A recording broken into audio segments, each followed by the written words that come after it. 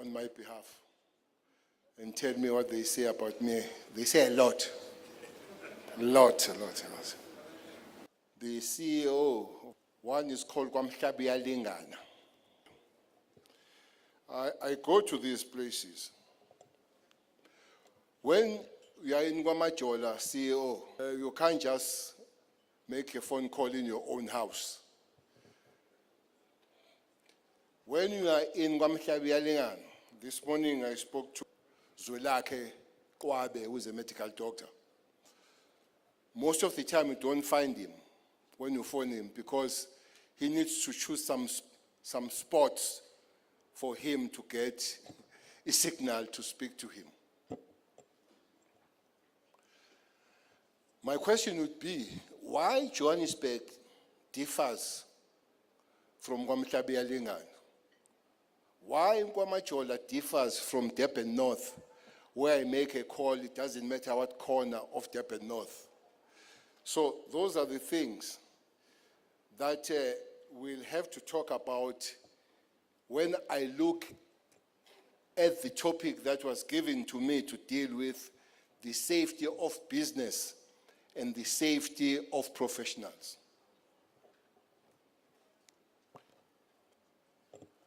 South Africa has a very high level of murder, very high level of abuse of women that you'll find in South Africa.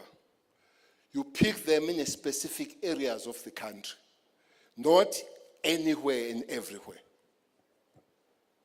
The dead bodies in South Africa, you'll pick them in Khayelitsha, you'll pick them in Nanda, you pick them in Alex, you pick them Deep Slot, you pick them in Stwetla, you pick them in Gomorrah. You usually don't pick them from Northcliffe, you don't pick them from Constantia, you don't pick them from Mhlanga Ridge, you don't pick them from, there is that place in Cape Town, that bay, that famous bay, Camps Bay. We don't pick them. Then the question is up.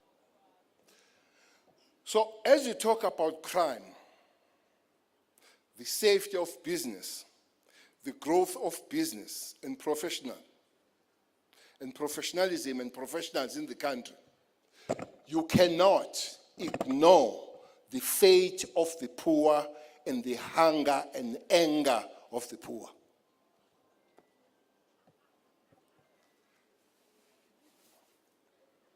It's not mine.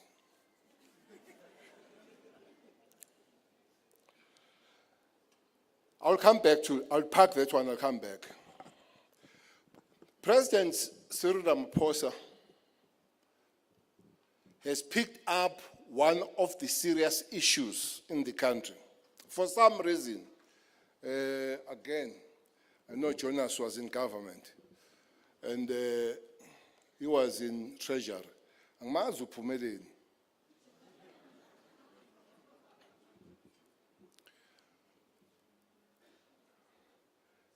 During his time, they were very stingy with finance and money towards the safety and security of the country. Mbizeni, he was a deputy minister, finance. Himself was a party. When you ask the question, where do you get money for any other thing for any other department, for any other thing in the country, the first victim of the man that will be taken will be from security cluster. He was part of that, taking money from security cluster and any other clusters. Maybe that's why the reason that in the year 2010, we had 195,000 members of the South African police with 50 million South Africans. Today, we have 176, 20,000 down from 2010 to now. Don't talk about 2023. And then President Cyril Ramaphosa said, it can't be. And again, with shall be no business if there is no security and stability in the country.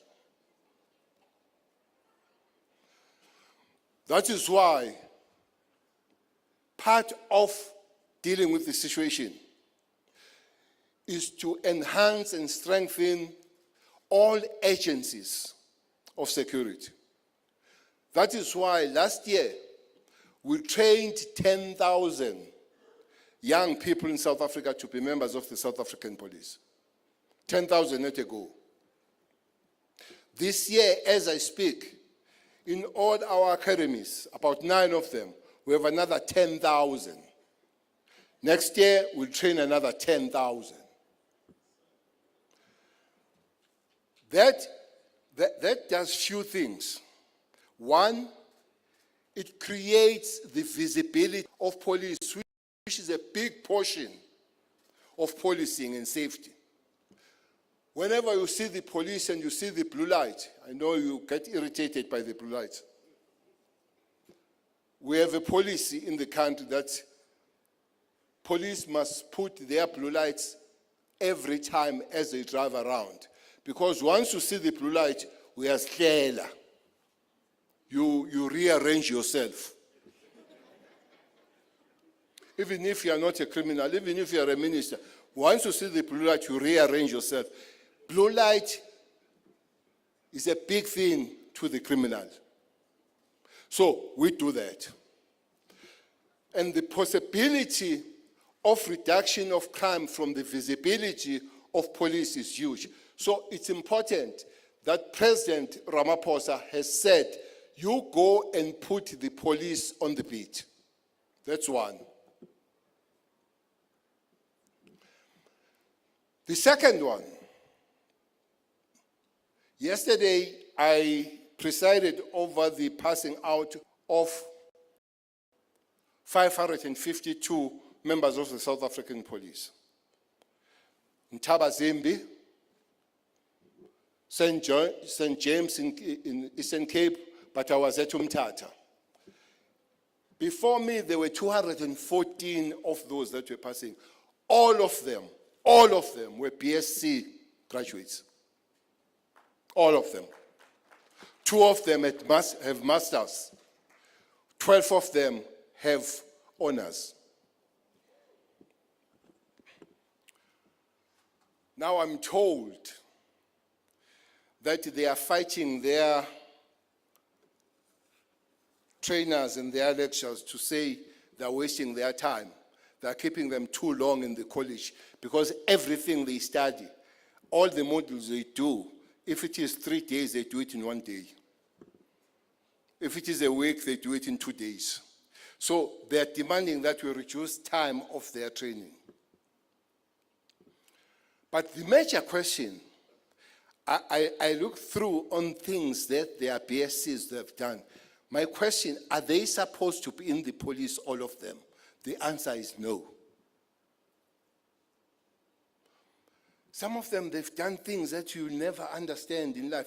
Some of them, there are people that are not supposed to be seeking job, are people that are supposed to be creating jobs. And that's a difference that business will have to teach us. That as you go to school, as you grow, we are not there to seek job, we are there to create jobs. Now, I know you want to talk to me about how we arrest people. We do. Well, Lamula is not invited, who happens to be the Minister of Justice and Correctional Service.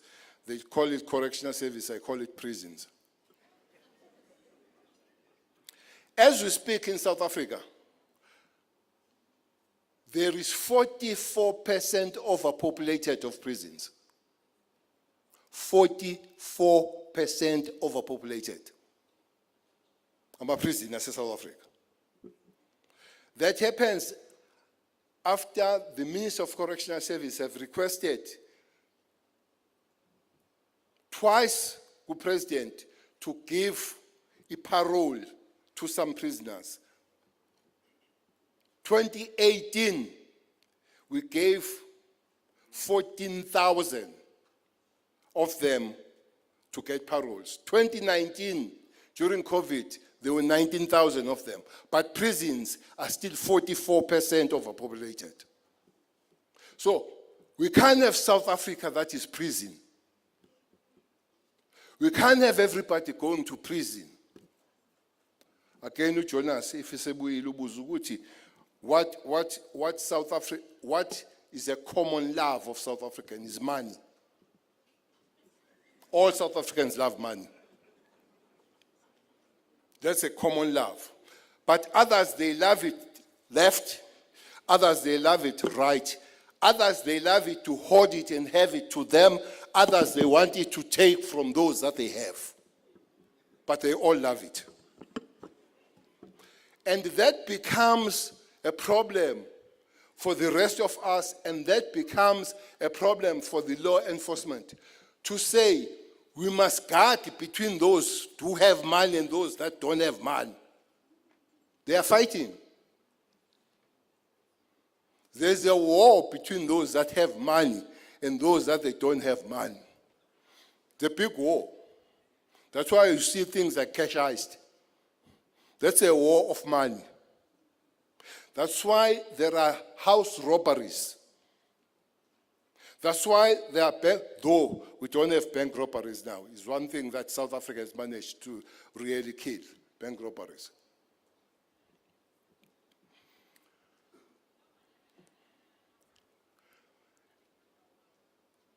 If you walk, especially you who have money, if you walk around the areas where there are young students, as it happened to me as I was at Gqeberha, this young girl comes to me and says, Minister, can you buy me some food? This is a student in Nelson Mandela. Can you buy me some food? Oh, no, she asked money to buy food. I said, no, I'm not going to give you money. Why do you want money? She said, I want to buy food. I said, okay, let's go to Spa. And we went to Spa. And indeed, we spent some money, buys food, goes home. As we discussed, we argue that young girls have a currency to pay when they're hungry. They say young girls have currency to pay when they're hungry.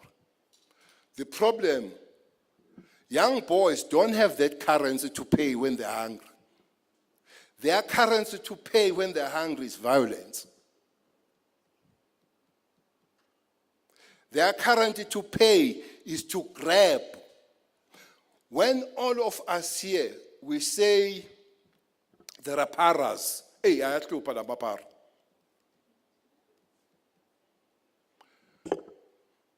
If you go to any, you didn't give me time, moderator. If you go to any central police station in the country, whether it's Johannesburg Times, around those city centers, and those crime are crime of the so-called Amapara. When you look at the pattern, every 3 days, somebody must pickpocket. Fixing economy will be one big issue of dealing with the criminal situation in South Africa. You have young, angry, hungry people.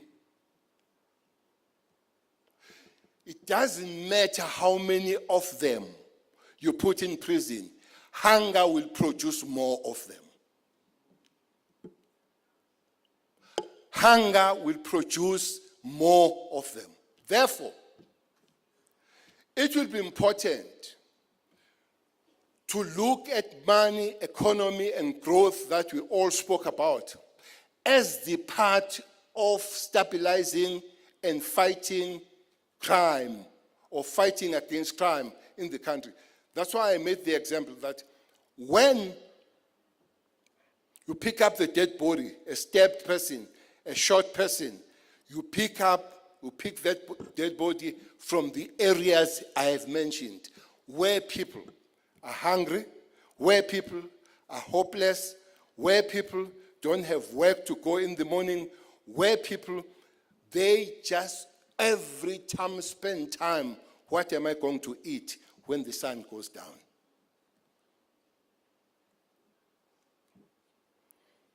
What are we doing as the cluster? Because that's what you want to do. Umthibe ukhona la Umthibe. Umthibe is busy. They're auctioning his Lamborghinis and all that kind of stuff because of the way he found those Lamborghinis. So there is crime. There are two kinds of crime in the country. There is a sophisticated and a very quiet and crime that has no violence. And there is a violent crime. And people love to speak about violent crime. And they don't speak about sophisticated crime because it's done by the rich. Yeah, sophisticated, it's done by you.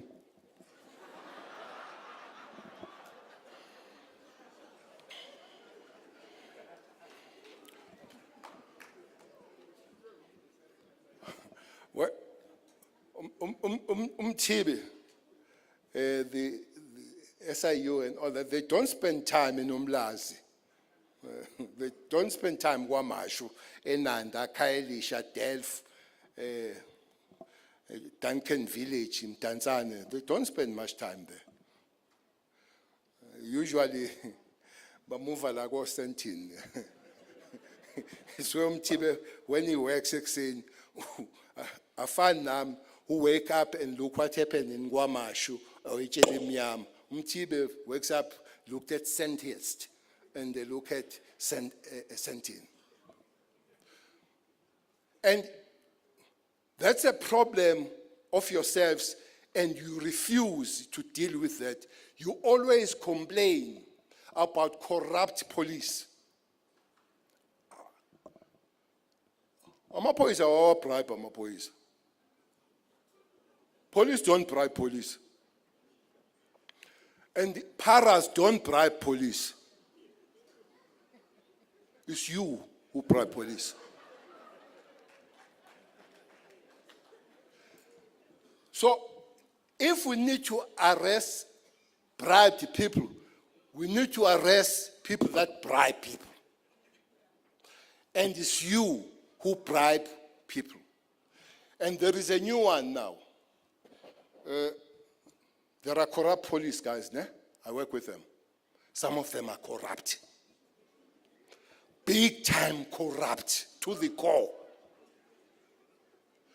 Whenever they see their work, they see it as a fundraising issue rather than work.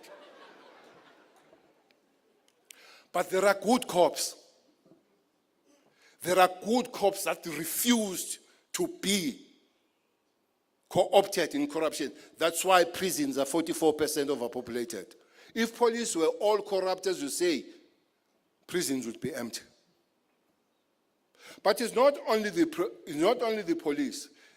There at the cold front, there are prosecutors that are corrupt and learned friends that are corrupt.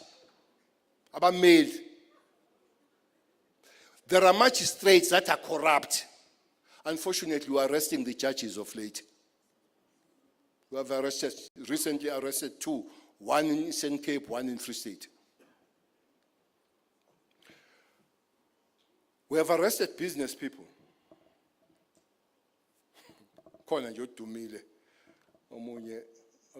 Now I'm worried they're beginning to mix him with my deputy president.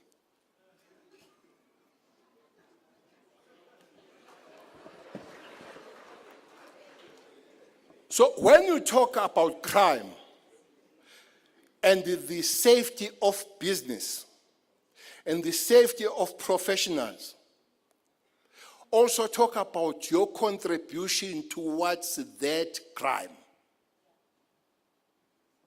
You immediately forget, Uguti, we are also doing crime.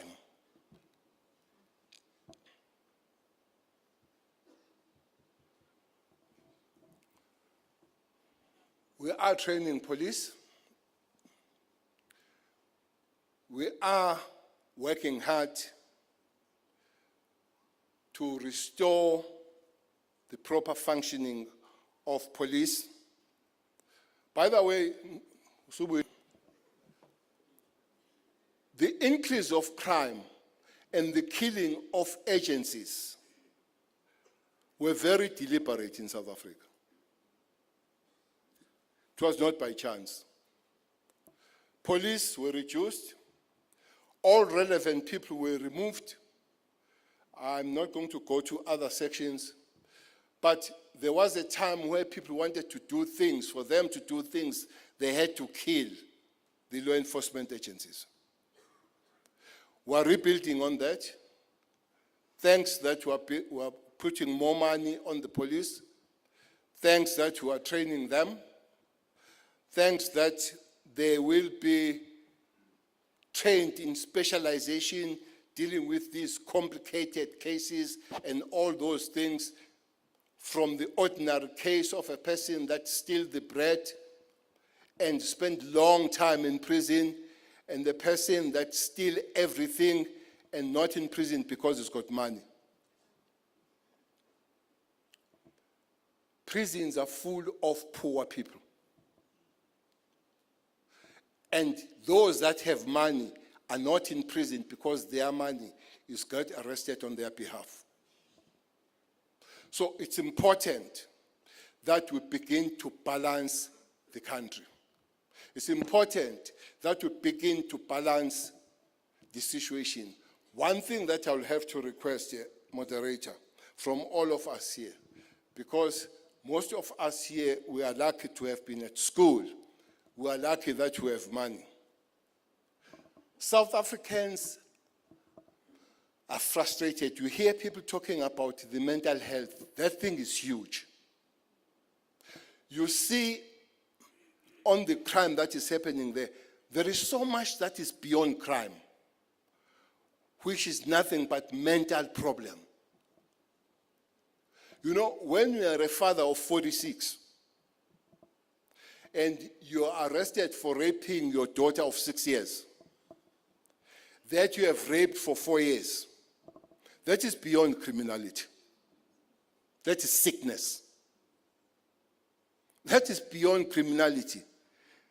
We arrest this father at Khayelitsha, rapes his own daughter for 6 years, and discover that has raped her for 4 years. Is sickness, moderation, that 10,000 women will be raped in South Africa. But 64% of them, they're raped in their own houses. 64% of them are raped by their own husbands. There is a new trend that is growing now. Siblings are raping siblings. A brother rapes actual, real sister that you grow with in the same house. There is sickness. It doesn't matter how much you arrest those people. It needs to go beyond of arrest. It needs for us to stand up and put some effort in dealing with sick South Africans. Maybe it's correct, we have ignored the mental health of this nation. And this nation is met in a song.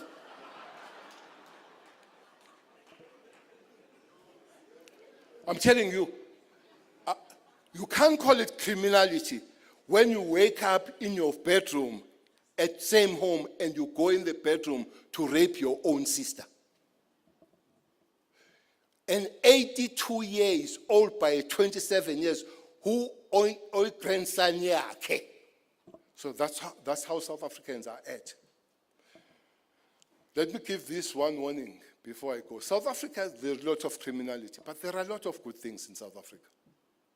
Maybe Minister Nchabeni, I don't know if she's still here.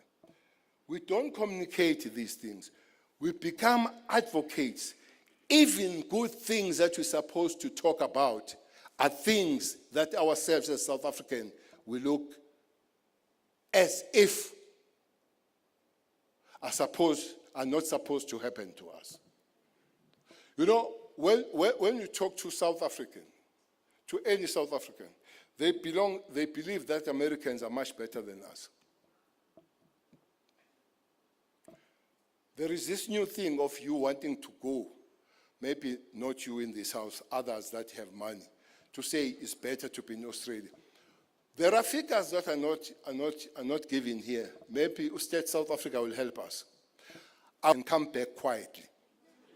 There are many of them. They make a lot of noise as they go, and as they come back, because life is tough up there, and South Africa is much stronger, and South Africa is much better than those countries that they talk about. You see, in March, we had 11 mass killings in South Africa. 11. Mass killing in South Africa is between 2 and up. In March, we have 11. In America, we had 130. 130 mass killings. But you never hear people talking about that. And you hear you saying South Africa is a worse country. Everything is bad in South Africa. Half of the world, by the way, forced by the cabinet to release crime stats every 3 months. Half of the world does not release crime stats. Half of the world does not. They don't tell you how many women are raped, how many people are killed. They don't. And you come here and you say we are the West. Compared with who? And how? If you are saying we are the West, if you go to Nigeria and you speak to the ministers, when you come close to the crime stats, they rise and walk. When you go to Brazil, they will only tell you about their beautiful beaches and beautiful women in Rio de Janeiro.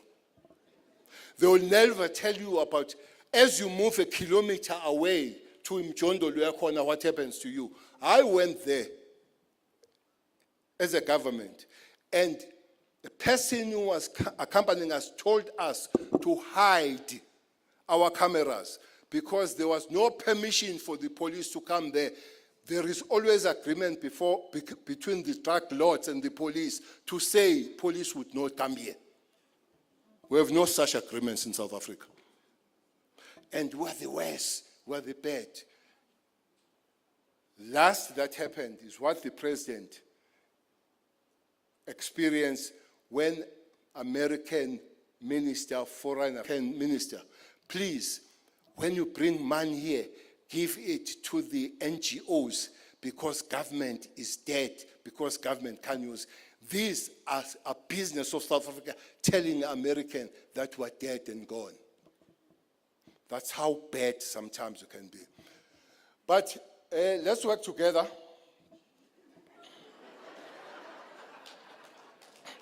At the end of the day, most of you here, almost of you, we have a single passport.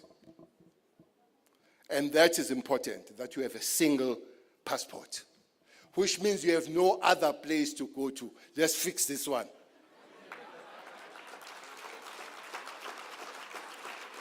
Passport anga 3.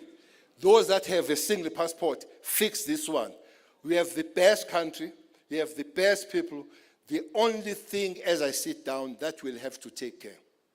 Don't keep hungry people out there. They are dangerous. Thank you. Minister, please take a seat over here. Please take a seat on the panel. All right. I'm going to call up the panel and all of them on stage. Advocate Andy Mutibi, head of SIU. Mr. Sipho Musai, Chief Executive of Rand Water. Can they please come up as I call them? Mr. Nelson Malifane, Acting CEO of Prasa Rail. We've got Mr. Sito Mdlalose, CEO of Vodacom SA. And joining us virtually will be Mr. Neil Froneman, CEO of Sibanye Stillwater. Sivile, Minister says dealing decisively with crime for businesses and professionals to thrive actually rests with business and professionals because we are the perpetrators of crime. And that is something that we need to digest and engage with. Minister has also mentioned that the color of crime is linked to the poverty and unemployment that we see in areas around us. But also the minister has mentioned that the love of money is what we do well as South Africans. And I will call up Mr. Andy Mutibi to advocate, to speak to, as he responds to the minister's keynote address, and I will give each of the panel members 5 minutes to respond and also to put their own flair. So Mr. Andy Mutibi, if we are saying that we have a love of money as South Africans, then that means as the SIU, you have a big problem. How are we managing corruption in our operations throughout all the entities within government with the understanding that siyayithanda imali?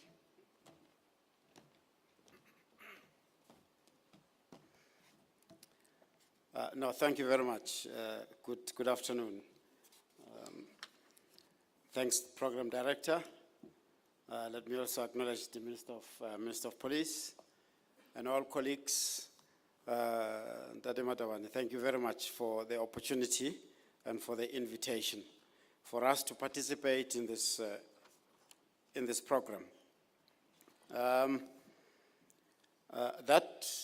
That question of the love of money, one of the biggest characteristics that gets us busy in our space is greed. And we have seen it, and we've seen it massively, that even if you've got 100 million tender, and it has given you good returns, you still go back for more. And the way in which you go back involves some of the surreptitious ways and means of manipulating the process and, to a large extent, even bribing the officials that are involved. Nothing else but greed. But as I'm given a few minutes, I wanted to really just highlight that as we continue to ensure that we create an environment where professionals and business can thrive, we need, amongst others, to ensure that we realize the objectives of the National Development Plan and the objectives that we have identified, and Minister has alluded to that South Africans feel safe in South Africa. We need to prioritize crime fighting, implement the integrated crime prevention strategy which is in place, and it ensures that we all work together as a cluster on an integrated basis. On the corruption front, we need to ensure that we implement the National Anti-Corruption Strategy, which has been adopted by Cabinet. And that strategy has got a number of pillars, but in the main, it enjoins us to adopt a whole-of-society approach in the fight against corruption. And in so doing, amongst others, we've done several business processes to realize that, and we have adopted what we call a sector approach, identifying those vulnerable sectors to the fight against corruption. A sector approach to fighting corruption and preventing corruption. We have identified these sectors, and this, again, is with the objective of ensuring that we galvanize every stakeholder to work with government and all of us to ensure that we fight the scourge of corruption and crime in general. We have identified few sectors as pilots, And I've mentioned this deliberately because it involves business and other stakeholders. The one sector that we prioritized, given the experience that we learned from various risks that we conducted and the investigations we conducted, is the health sector. You'll remember the pandemic, the COVID-19 days, and the investigations that we did. That were, amongst others, the indicators that said, let's prioritize this sector. And the president launched that forum as part of the outcome of the Presidential Health Summit. We've done a good work up to now, and we really invite business and professionals in that sector to reach out to us so that you can work with us to identify crime and corruption in this sector so that we can eliminate it. Just as an example, in the health sector anti-corruption forum, we include regulators, we include the health sector, medical aid schemes are also represented, Board of Healthcare funders. Recently, you would have heard that there's a cry that the medical aid schemes are identifying mainly black doctors as corrupt and as participating in what's called fraud, waste, and abuse and corruption.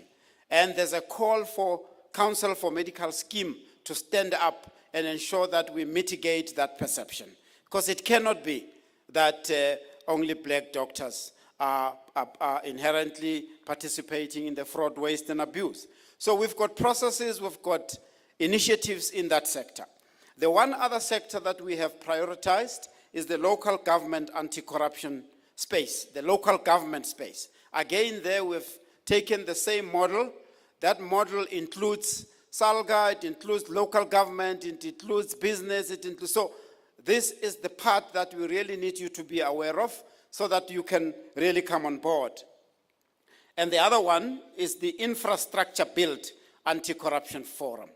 The infrastructure build, for obvious reasons, that there's a big spend. By the time it was still Minister Delil, the question was raised by the investors to the minister and to the president, and of course to government, that for us to come and invest in the infrastructure build of South Africa, we would like to really see what is it that is done to deal with corruption. So these forums are really involving multi-stakeholders, as I said, civil society, professionals, regulators, business, and government. So, as I indicated, we need to implement the strategy to fight crime, and in particular what we have also noticed in some of the investigations that are done by us, by the DPCI, called the Hawks, and the police in general, is that organized crime, it's a problem, amongst other problems that the minister has indicated. A typical example that you will all immediately relate to is ESCOM, where we've all of us done investigations and we've picked up that there is organized crime operating at ESCOM and ensuring that ESCOM suffers the way it's suffering today. We also have noticed the destruction of infrastructure. There's this concept of 30%. Most of the projects have come to a standstill because the communities have moved into those projects, and they're saying, if you don't give us 30%, you don't go ahead. And we've seen that contributes to really impeding some of the economic developments. As the minister indicates, economic development is one of the biggest requirements if we are to deal with the issue of crime. Colleagues, the issue of consequence management, I will close. Consequence management is very, very important if we are to deal with this greed and the love of money to an extent. I suppose there's really nothing wrong in loving money, but as long as you do it legitimately. That's the point. Consequence management, as we have all indicated, we need to implement the referrals and recommendations from the Zondo Commission, from the SIU, from the Nugent Commission, from Mumpati Commission, and probably all other commissions. But as the minister indicated earlier on, there is a process And I need to state, because I've seen recently that there's comments publicly that there's a lack of implementation of the Zondo Commission. There is a process in place that is run and monitored by the presidency that ensures that all of us in the cluster execute on the recommendations of Zondo. But of course, as Minister indicated, is that the communication thereof, and it's probably that you are not aware what is it that's happening. So we need to lift up in terms of ensuring that we communicate.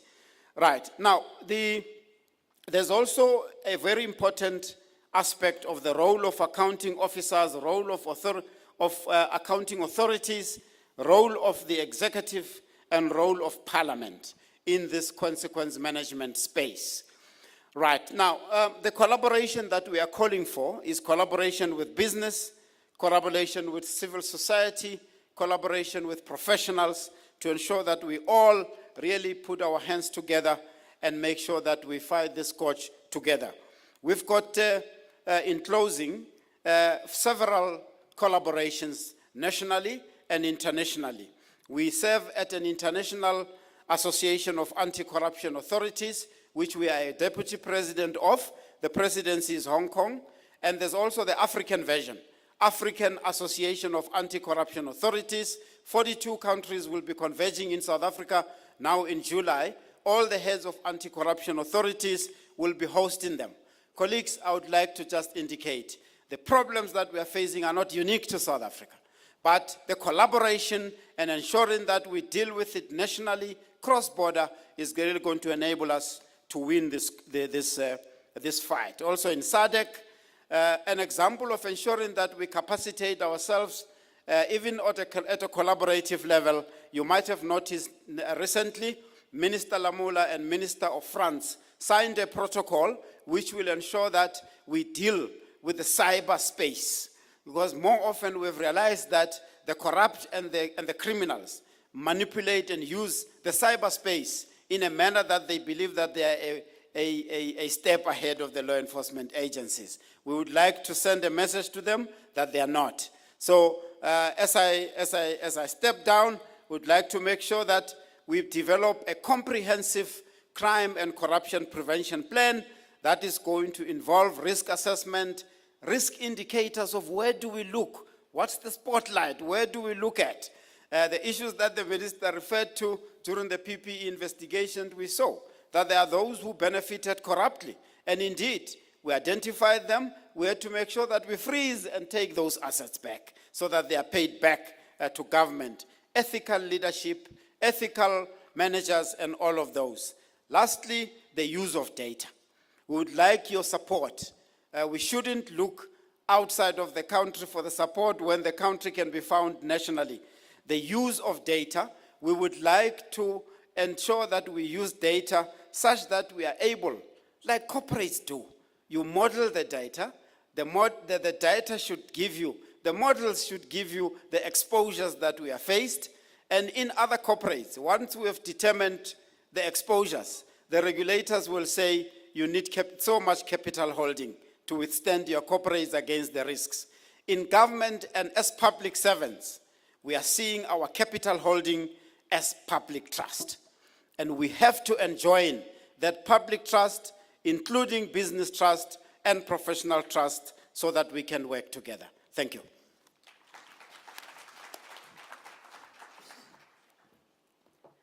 How do you give an advocate 5 minutes to respond? Now, the minister has also spoken to creating visibility in our communities to discourage the crime that we see. Now, Utu Minister, if I walk and I see blue lights, ngiyayiqoqa. Now, how do we do this in our technology space? As our next speaker comes up, Mr. Sito Mdlalose, speaking to the element that Advocate Mutibi has also started to touch on, which is the cyber crime.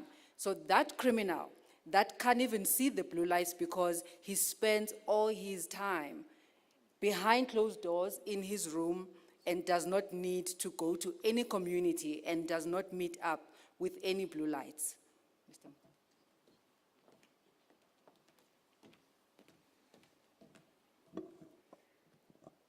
Thank you, moderator. Honorable Minister Cele, President of the BBC, Elias Monache, and CEO Khanki Matabane, thank you very much for this opportunity. It's good to be here. Moderator, I did hear your question, and I will address it, and I'll still do everything in 5 minutes, moderator.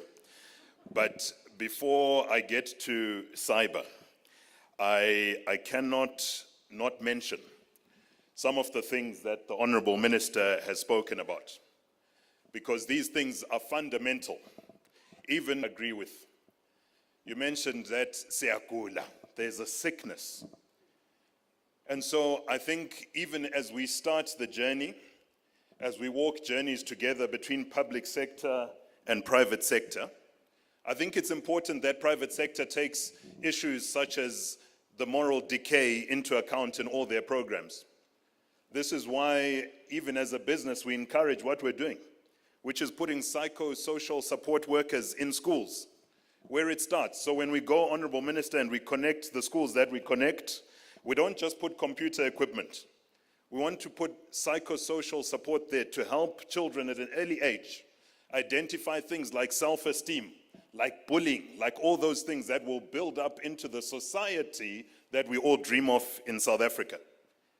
You also spoke, Honorable Minister, about gender-based violence. These are the things that private sector must take head on. We mustn't be shy to stand for these things. And so when we look and we see across the thousands of victims of gender-based violence that we train, not just us as Vodacom, but we know others in corporate do as well, we know that we're giving them economic freedom that gives them a stronger stability and possibility to not be victims of gender-based violence. These are the things that are seriously important for us to make strides when it comes to crime.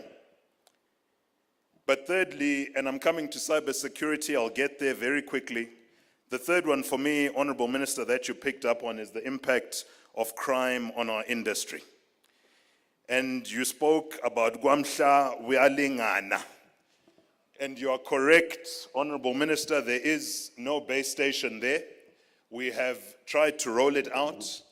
And in actual fact, what has happened is the permits and the way leaves that take so long to get are problematic. But nonetheless, we're confident that that's being resolved through Operation Vulindlela and equally through the draft bill that's being put forward by the minister. So we're confident in that.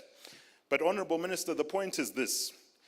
A site like that is a very typical site that we could put up today, and the reality is that 2 weeks later, that site will be vandalized. And so while we roll it out, the cost that it's taking on business, on this criminal society that we are seeing, is incredible. As an industry, as a telco industry, we have something like 25,000 base stations across the country. Just as Vodacom alone, in the past 4 years, we spent close to 4.5 billion rand only on batteries, replacing batteries, hardening sites, security, and time again, the theft keeps coming. And you can imagine when someone goes to a base station and they try and steal batteries, you can imagine how difficult that is. But the damage that they leave there is far more than the battery that they took. And so for the telco industry, we're not just replacing batteries and cables time and time again.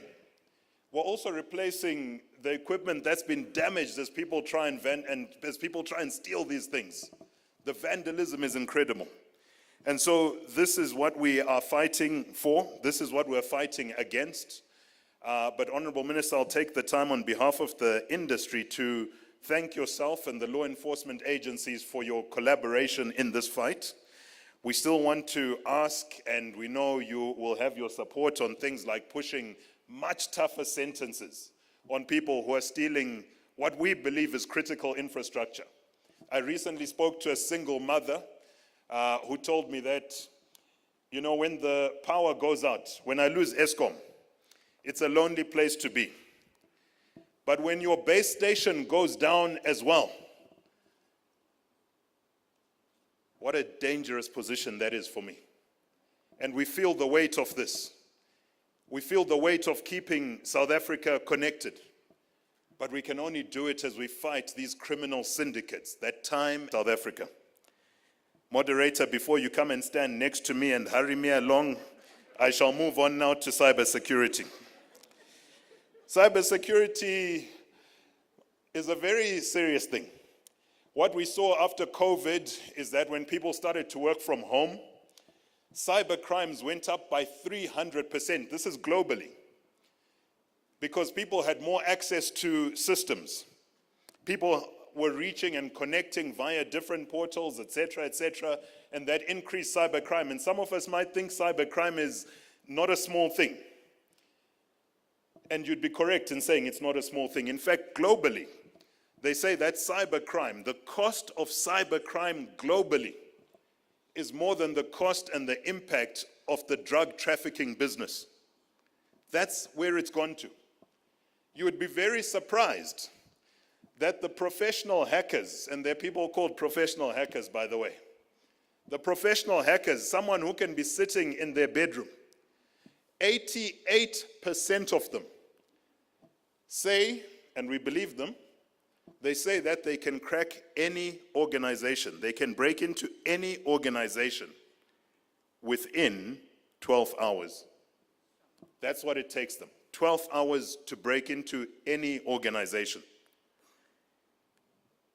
In fact, 75% of all the cyber attacks that happen through small things like emails coming into an organization. They happen as people walk alongside you. In fact, today I opened my Wi-Fi setting and I looked. I don't want to call out your names because I don't want to embarrass you, but I picked some of your phones. And if I was a hacker, I'm not that clever, but if I was that clever and they're there, I would actually be in your emails right now. It's the things that we don't know. In fact, I saw a recent survey, moderator, that said that most companies, the bulk of companies, including large corporates, it takes them on average 6 months to detect that someone has entered and penetrated data, who's going to use this, who's going to use that, who's going to use financial information to manipulate you, who's going to use it for espionage, whatever, etc., all these things that they sell. This is a serious issue that we face. And a serious issue that we can learn from as South Africa as we look at other countries and where they've gone to. And so it's important, moderator and fellow colleagues, that we take cybersecurity seriously. It's important that as corporates we offer solutions, not just to other corporates. In fact, the most vulnerable businesses from cybersecurity are small businesses.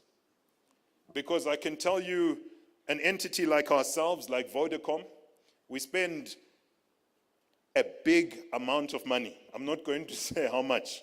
But for example, 250 days of the year, we spend man days of ethical hackers who are trying every day. They're trying to hack into us. We pay them to try to hack into us. We've built over time systems and processes and procedures. And these are the things that we can take as corporate businesses who've done this to start to help not just other small to medium enterprises, but also the public sector. Moderator, I will leave it there for a second, but there's much to be said on cybercrime.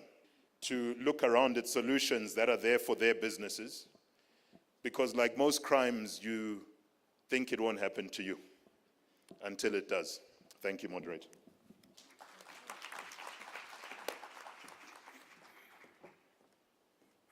Do we have Mr. Neil Froneman on virtual? Is he connected?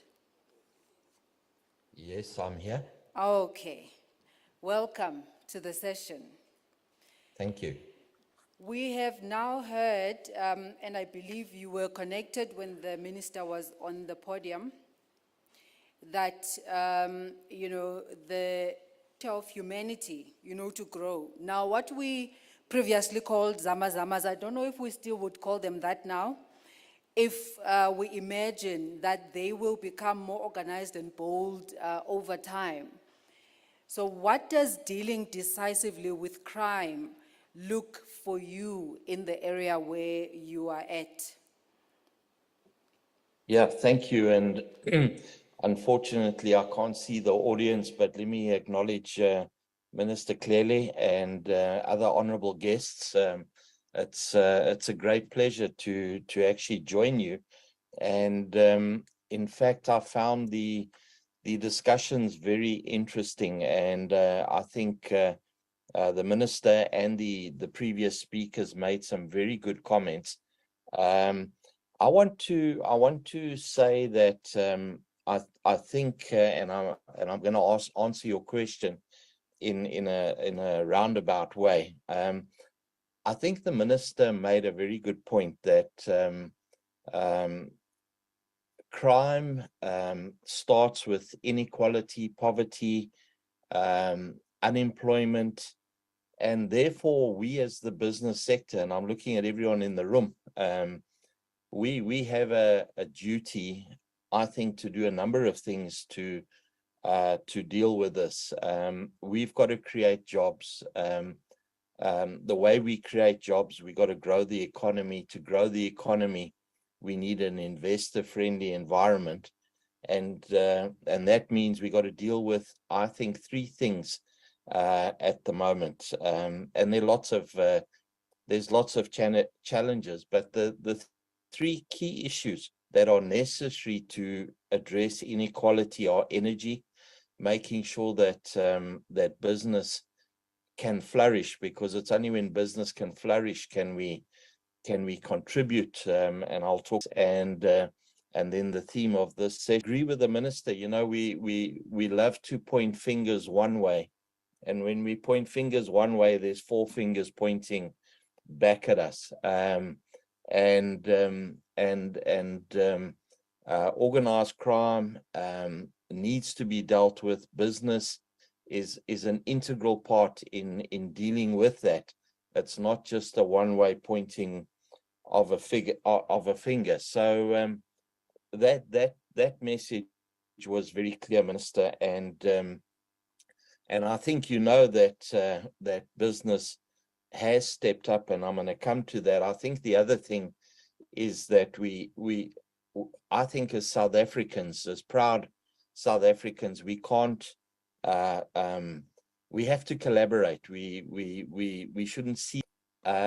Is a very strong grouping of people that I think, and I fully understand the independence of providing capacity, in providing skills, without impacting on the independence of these organizations. And Minister, I can assure you that business would love to help contribute. If Treasury won't help you, I would like to say business will step up, volunteer, and help you get more policemen trained, help the NPA with data analysts and so on. Business is willing to do that, and the model, I think, that is important to addressing this scourge, and we can't. And I think we must acknowledge as business, we can't do the job of the police. The violent crimes are clearly something that the police are best equipped to deal with. But organized crime and disrupting illicit supply chains, dealing with the mafia, and I'm now coming to the Zamazamas, is something that business can do, but can do it much better if there's collaboration. So I think when we look at Zamazamas and our chain, the Zamas or the police can arrest them, but unless we change the fundamentals of our economy, that's going to continue. And they are being abused, and there's lots more than what you see in illegal mining. There's human trafficking, and many other things involved, illicit supply chains, these procurement mafias, and all the organized crime. Now, the model to do that, in my mind, is the one that was so successful in addressing COVID. And I see it when we talk safety on mines, where you have a common goal, and in mining, you get the unions and organized labor around the table when you want to address safety, because it's a common purpose.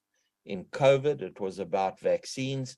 Business and government collaborated, and even though the Western world tried to squeeze us out of those supply chains, business together with government did so much, and I think we underestimate what we achieved as a country, but we had a common purpose. And where I'm going with this is the latest initiatives by the president to set up these three work streams, which are aimed at structures that were used in COVID and should really be supported. And Minister, I'm hoping that that we, as the Crime and Corruption Initiative, would be able to build our credibility with you, build our trust, and collaboratively assist this country in dealing with the scourge of crime and corruption. And those structures are being set up. And just to make the last point, because I keep on hearing the criticism, but government does nothing, or government drags its feet, or government's going to stonewall you, or whatever.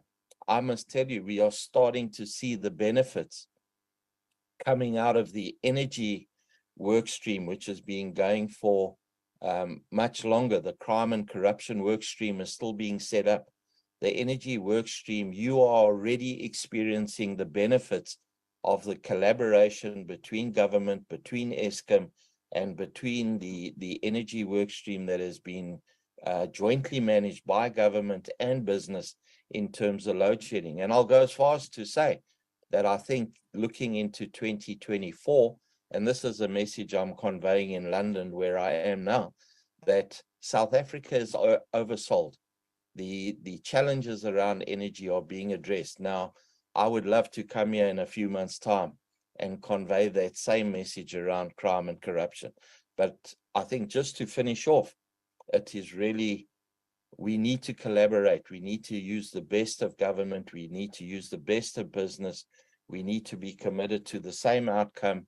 And on behalf of business, I can say that that's exactly what we're trying to do. So let me leave it there. Thank you very much. Thank you. As we connect from that speaker and speaking now to the acting CEO of Prasa Rail, Mr. Nelson Malifane, Mr. Frohnman just mentioned that as we point the finger outward, there are four fingers that are pointing at us. Now, if we look at the challenges from a Prasa Rail perspective and not looking at the external attacks and looking at the enemy within, we know that Prasa was ravaged by internal challenges previously. How are we dealing with that criminal? Thank you, moderator. Let me first recognize the ministers that are here with us, business leaders, everyone, all protocol is observed. Now, I think in responding to some of the challenges that we have within Prasa, it's a very interesting topic, this one for us as an entity. I must say that we went through dark days as an entity. Now I'll come to the internal ones. I must also reflect that it was not an easy journey, I must say. And through the integrated security strategy, we've managed to make certain stuff we've ever seen. Women still but to take involved, melting them and exporting them out. We are just from SIU. I think you might have picked up now countries so that we can serve, respond accordingly. Infrastructure through the fencing programs, because our respond and assist them. There was also an element, these gangsters that would terrorize everyone. Some people can just get these rifles and shoot wherever they want at any time. But I know one day this whole issue will be kept. Now, there's also an element of these scrap dealers that are normally receiving these items that is criminal activities, but I'm happy that space now. But I would say that in terms of the crime, I think we have heard it about it, what led to some of these issues. Some really are their agendas and right on being cleaned up. Their lifestyle audits in that is. That this